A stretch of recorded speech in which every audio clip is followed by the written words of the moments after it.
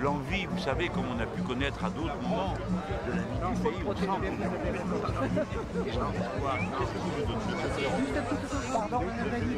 Non, je ne fais pas les autographes, moi, mon pauvre. Alors après, j'ai plus qu'à faire... L'objectif, c'est de faire grossir encore cette dynamique, de faire mentir tous les pronostics, de permettre aux gens de relever la tête et de dégager tous ceux qui, soient de droite ou du PS, finalement, au cours des dernières années, au cours des dernières décennies même, avec tous les gouvernements successifs, n'ont fait que contribuer à la misère et empêcher la possibilité de construire une société meilleure. Qui veut prendre la parole ? 47% moins de moyens qu'un élève qui est au centre de Paris. C'est pas normal. Et voilà, c'est pas normal que dès le début, l'éducation génère des inégalités. Et du coup, je voulais vous demander qu'est-ce que concrètement le programme de Jean-Luc Mélenchon comptait mettre en place pour lutter contre ces problèmes qu'il y a aujourd'hui dans l'éducation. Merci beaucoup pour ton intervention. La pauvreté, la précarité touche notamment les jeunes, mais les anciens, comme vous l'avez dit.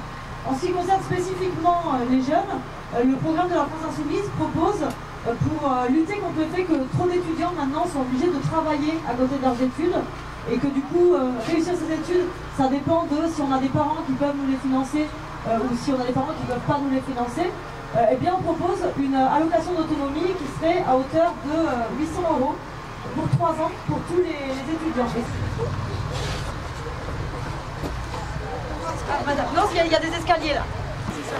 Pour aider les personnes, parce qu'ils ont besoin de soutien eux aussi. C'est très épuisant quand on a quelqu'un dans notre famille, dans sa famille, qui est en situation de handicap et qui soit visible ou non d'ailleurs, parce qu'il y a des handicaps. Moi, je suis spécialisée dans le handicap psychique et c'est des handicaps qui sont très handicapants pour le coup, mais qui ne se voient pas et qui ne sont malheureusement pas pris en compte par l'État.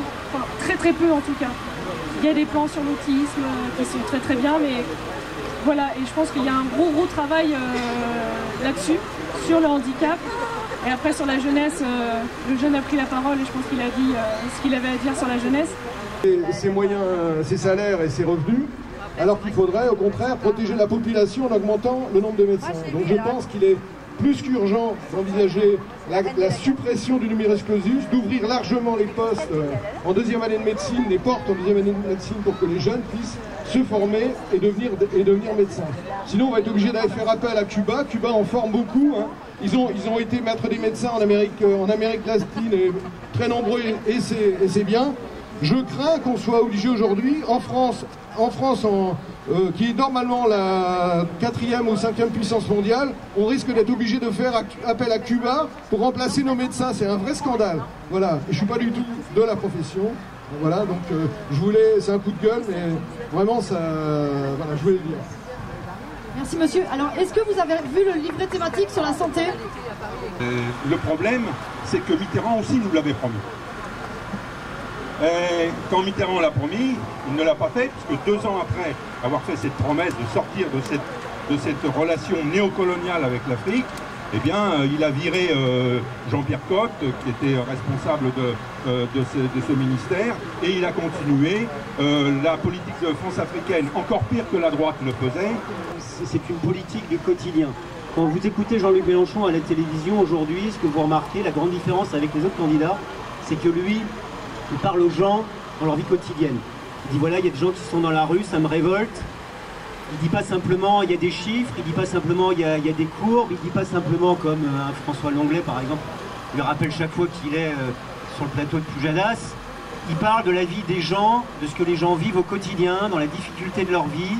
Et je crois que c'est ça la noblesse de ce point de vue politique, c'est de dire que la politique, elle doit servir, elle doit être au service des gens, elle doit être au service des gens dans leur travail, dans leur vie de famille, dans les besoins qu'ils ressentent et qu'ils ont en termes de santé, en termes d'emploi. Ce qui fait partie de notre programme, c'est de proposer des garanties. C'est-à-dire que quand on dit qu'on veut passer à la 6e République, c'est indissociable de tout le programme qu'on propose.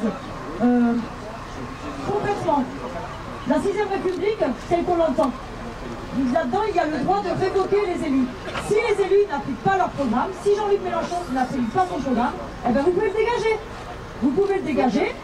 Il suffit qu'il y ait un certain nombre de citoyens qui décident de le virer parce qu'il n'a pas appliqué ce qu'il avait dit, et bien il part. Et c'est quelque chose qui en fait est complètement normal dans une démocratie. Ça s'appelle le contrôle démocratique.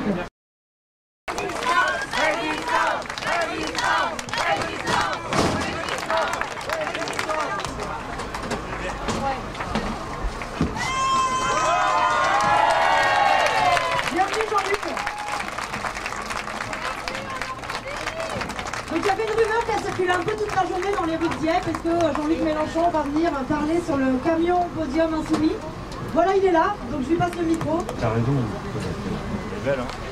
Je ne vous regarde pas parce que je me vois regarder, c'est la belle heure. Le soleil jette une lumière rose là-bas. Oui, c'est beau. Mais oui, vous avez de la chance, figurez-vous. Tout à l'heure, on était avec le maire. Il m'a emmené aller voir une usine de verrier. Alors ça, c'est magnifique, les amis. Les machines qu'il y a là. Ils font 1 million de flacons là-dedans. Et vous voyez, les gens qui travaillent là, c'est des métiers hautement qualifiés, c'est de très haut niveau. Hein. Mais quand vous faites le tour, vous dites, bah donc on sait le faire. Et puis, quand on est arrivé au bout de la chaîne de production, on avait bien tout regardé, on est tombé sur des machines françaises. Ça veut donc dire que, non mais je vous le redis pour que vous arrêtiez de croire qu'on ne sait rien faire. Que c'est parce qu'on ne sait rien faire que les autres le font mieux que nous. Ce n'est pas vrai. Ce n'est pas vrai. S'ils font faire ailleurs, s'ils délocalisent, c'est seulement parce qu'ailleurs, ça leur coûte socialement moins cher et environnementalement moins cher. Ailleurs, ils peuvent tout dégueulasser, personne ne leur demandera de réparer ni l'eau ni l'air. Ils peuvent maltraiter les gens et les traiter comme des esclaves. Ceux-là ne pourront pas résister, puisqu'ils ont été abaissés jusqu'à ce point. Donc c'est seulement ça la différence. Si donc on établit des protections, ça ne veut pas dire s'enfermer des protections. On négocie avec les partenaires, les autres pays. Vous savez faire ça, ben nous on sait faire ça.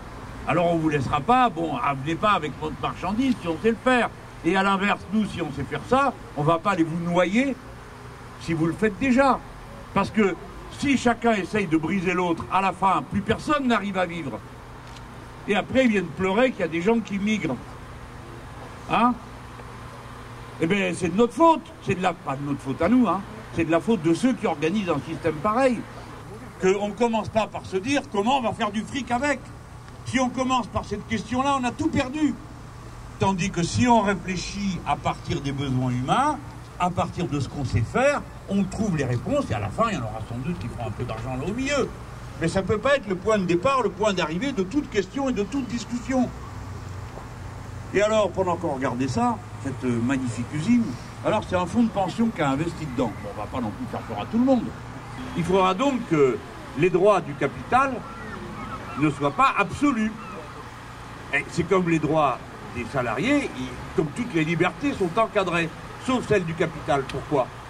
Donc, nous ne permettrons plus qu'un investisseur ait le même pouvoir de vote dans une entreprise s'il reste 3, 4, 5, 6 ans que s'il ne prend aucun engagement. Il ne prend aucun engagement, il n'a aucun pouvoir. Il prend un engagement sur 10 ans, il peut avoir des droits de vote. Et ensuite, les salariés doivent avoir des droits qui leur sont reconnus, parce que les salariés sont ceux qui connaissent le mieux l'entreprise, qui connaissent le mieux le métier.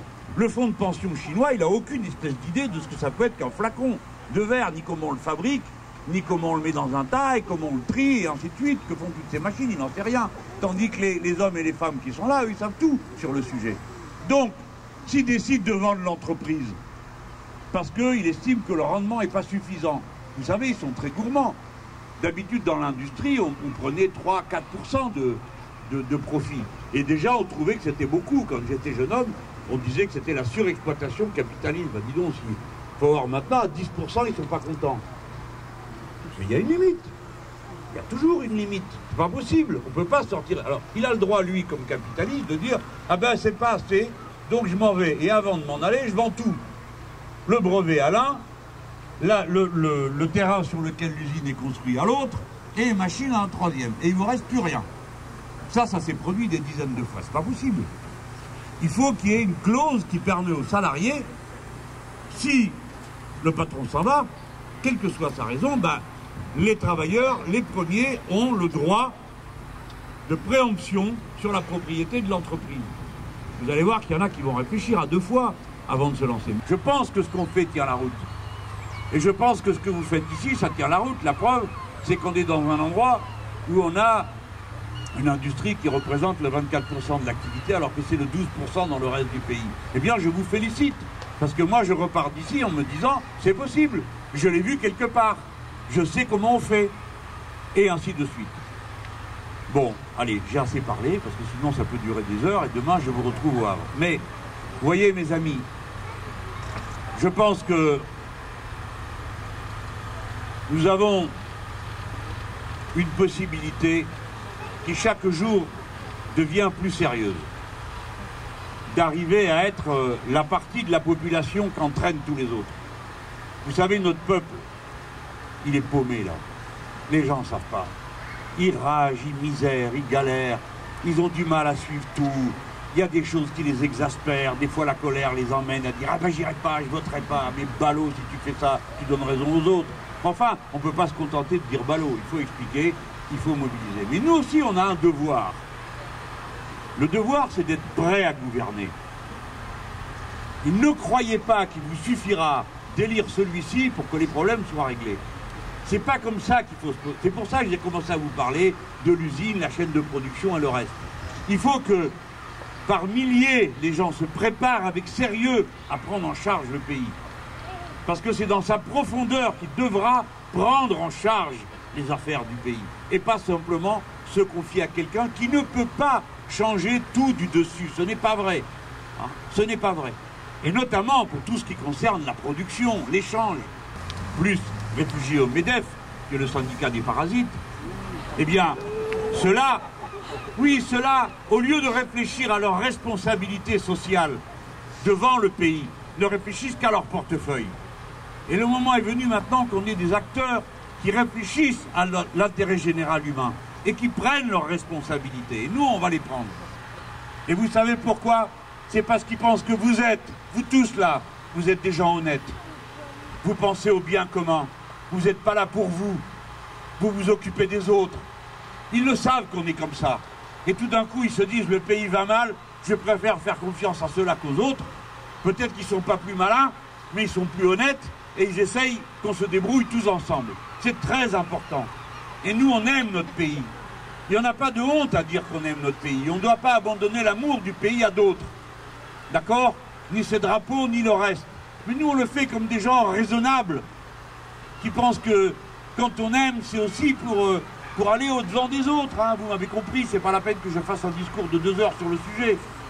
Voilà tout ce qu'on est dans l'histoire. Cette fois-ci, ça nous passe à portée de main. Il y a 4 semaines de travail à faire. Chacun d'entre vous peut en convaincre au moins un ou une de participer avec nous à l'effort. Et ça fera la décision. Que chacun fasse sa petite part, ça fera la décision. Vous savez, hein, si dans 15 jours, notre position s'est améliorée, vous allez voir, hein, ça va venir de tous les côtés vers nous. Alors soyez accueillants, les gens. Commencez pas à demander à chacun, et toi, qu'est-ce que tu faisais avant, et toi, à quel parti t'adhères, on s'en fout. Ce qui compte, c'est ce qu'on va faire. C'est pas ce qu'on a eu fait. Ce qui compte, c'est ce qu'on voudrait faire, pas ce qu'on a voulu. On ne va pas passer notre vie à discuter du passé. On va discuter de tout ce qu'il y a à faire qui est devant nous. Et comme c'est un grand pays, vous le savez comme moi, quand on lui donne des grands objectifs, eh ben il les fait. C'est quand on traite le peuple français au rabais que le résultat est au rabais. Nous, on a mis la barre très haut. Voilà. Alors demain, déjà, vous pouvez venir au Havre. Il y a déjà 2 cas. Bien. Bon, monsieur le maire, merci de ton invitation, parce que je suis venu parce qu'il m'a invité. Je suis allé voir les guerriers. Il est bien. Et si on gagne, hein, je vous le prends. Hein.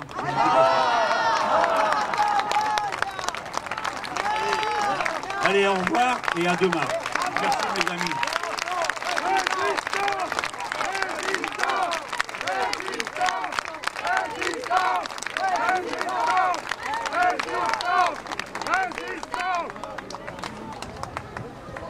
Bon, merci à tous pour cet accueil et rendez-vous au Havre demain.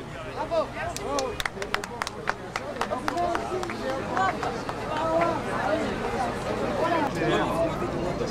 Et il va passer par le... Ah, tu sais très bien que tu...